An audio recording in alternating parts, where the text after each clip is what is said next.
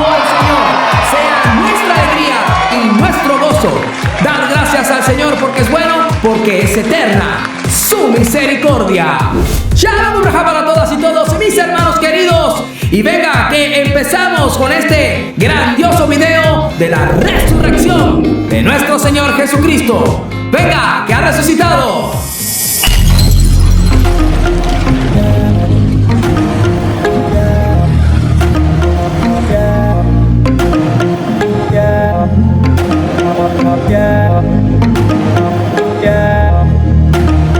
Mis hermanas y hermanos queridos, sean una vez más bienvenidos a este su espacio, a este su canal, Enio JP Lizard.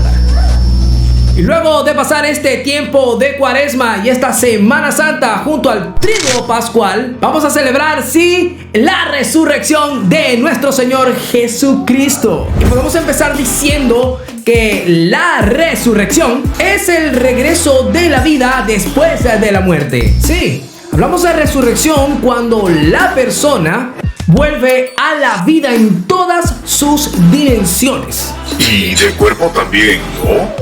Incluido el cuerpo, claro. Y el término se refiere íntimamente a dos temas fundamentalmente relacionados entre sí: la resurrección de los muertos y la resurrección de nuestro Señor Jesucristo. La primera se refiere a la esperanza que guardamos los seres humanos de la continuación de la vida más allá de la muerte. Nosotros, como fieles creyentes cristianos, creemos fervientemente en la resurrección de los muertos, pero por supuesto al final de los tiempos. Lo vemos también en el credo de los apóstoles, donde afirma la resurrección del cuerpo, mientras que en el credo niceno-constantinopolitano habla de la resurrección de los muertos. Y hoy nos vamos a concentrar en la resurrección de nuestro Señor Jesucristo. Vamos a hablar de lo que es el sepulcro vacío.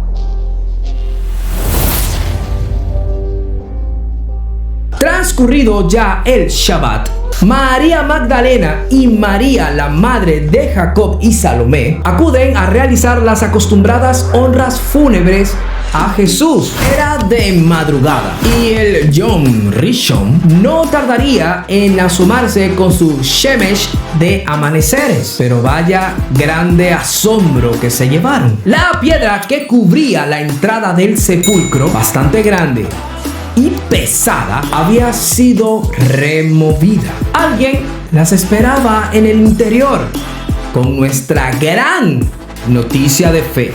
No se asuste. Buscan a Yeshua HaNazorita, el crucificado. Ha resucitado. No está aquí. Miren el lugar donde lo pusieron. Pero vayan a decir a sus discípulos y a Pedro que irá delante de ustedes a Galilea. Allá los verá, como les dijo. Y atrapadas por un repentino temblor, huyeron del lugar. Pero el miedo las mantuvo calladas muy poco tiempo. Hoy en día vivimos de esa verdad. Jesús se levantó de entre los muertos. Y en la comunidad cristiana de la posteridad se menciona que el primero en verlo fue María Magdalena. Y desde entonces, cada día primero, es decir, el Yom Rishon, empezarían a reunirse como comunidad cristiana, o mejor dicho, judeo-cristiana. Esto sí o sí, luego de celebrar el Seder, que es el rito litúrgico sinagogal. ¿Qué creen que hacía esa comunidad reunida luego de celebrar su liturgia? Pues sí, mis hermanas y hermanos queridos, a celebrar la fracción del pan, la Eucaristía. Y esta celebración duraba prácticamente toda la noche, porque luego que ellos celebraban su rito sinagogal, salían lo que es el sábado a las 6 de la tarde, que ya para ellos es el día primero, es decir, el Yom Rishon, domingo. Se quedaban reunidos en la fracción del pan hasta el alba. Y nosotros nos quejamos porque la misa dura 1 hora. Quiero morirme, me encantaría morirme ahora mismo. Todo eso, por supuesto, en honor a Cristo resucitado. Entonces, si resumimos básicamente el término de la resurrección de Cristo, lo vamos a tomar como el acontecimiento central del Nuevo Testamento, más específicamente de los 4 evangelios. El testimonio apostólico anuncia que al tercer día, después de su muerte en cruz, Él resucita de entre los muertos, dejando el sepulcro vacío y mostrándose como un ser vivo. Esto lo hace inicialmente a algunos de sus discípulos, luego a otros apóstoles y demás. Entonces, básicamente esto es el principio y fundamento de nuestras bases de fe cristiana. Y por supuesto, la tradición cristiana considera unánimemente que esta resurrección fue un acontecimiento histórico.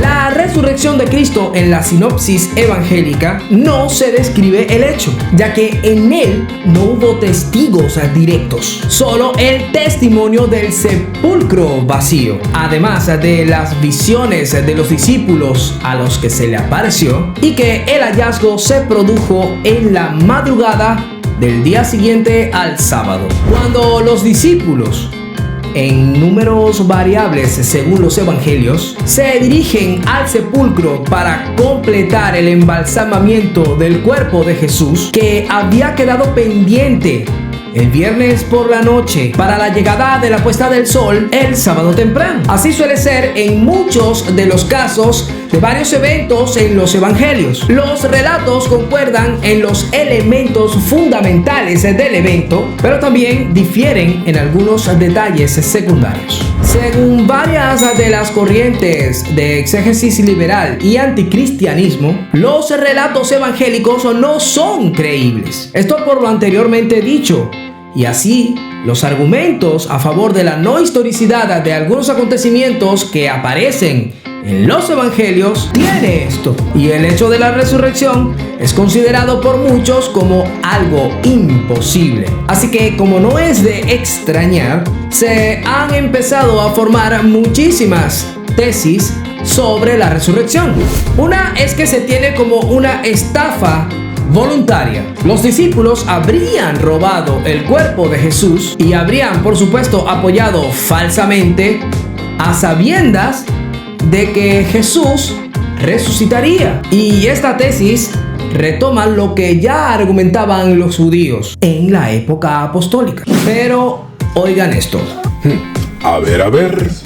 Antes de la resurrección, los apóstoles, por miedo a los judíos, estaban escondidos. Y no es sino luego de la resurrección de Cristo y luego de que se les aparece es que se vuelven audaces. Así que, por supuesto, un fraude deliberado o una alucinación no podían haber llevado a los primeros cristianos a arriesgar sus vidas y morir por una mentira. ¿Qué caso tendría eso? Así que la resurrección no fue sino la causa de este cambio radical en proporción al efecto obtenido.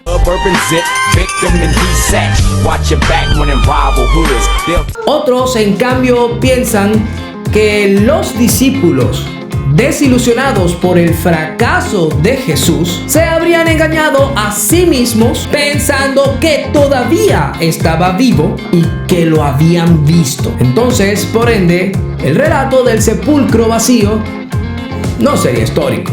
Pero podría ser, ¿no? Los datos de los relatos de los evangelios ponen de relieve lo difícil que fue para Jesús resucitado convencer a sus discípulos de que era Él en cuerpo y alma. Por tanto, esa interpretación no se sostiene. No puedo argumentar nada ante esa lógica.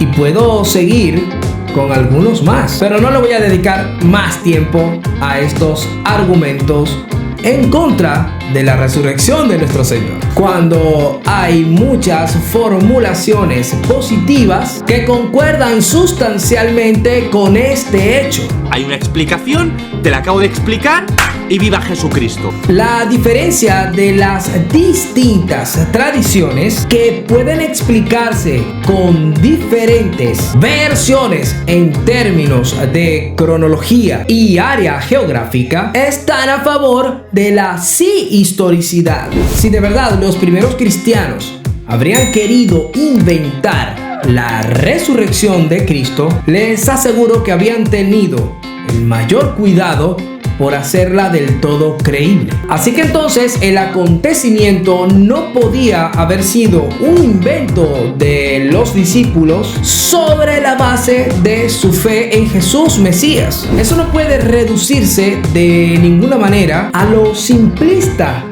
de lo anunciado en el Antiguo Testamento. El cumplimiento del Antiguo Testamento representado por Jesús, que está, si se puede decir, fuera de las mismas categorías de ese Antiguo Testamento. Así que mis hermanas y hermanos queridos, podemos concluir que la resurrección de Cristo es la confirmación de todo lo que Él mismo hizo y enseñó. Todas las verdades, incluso las más inaccesibles del espíritu humano, encuentran su justificación al resucitar. Y con esto Cristo da la prueba definitiva que había prometido de su autoridad divina. Es el cumplimiento de las promesas hechas por el mismo Jesús durante su vida terrena, y así demostró que Él era el Hijo de Dios y que procedía de su naturaleza. Así que no me queda más que pedirles un glorioso like, que se suscriban al canal y que activen la campana para que no se pierdan un solo video más en este su canal católico Ennio JP Lizard. Y no se pierdan el siguiente, que veremos lo que es el tiempo de Pascua.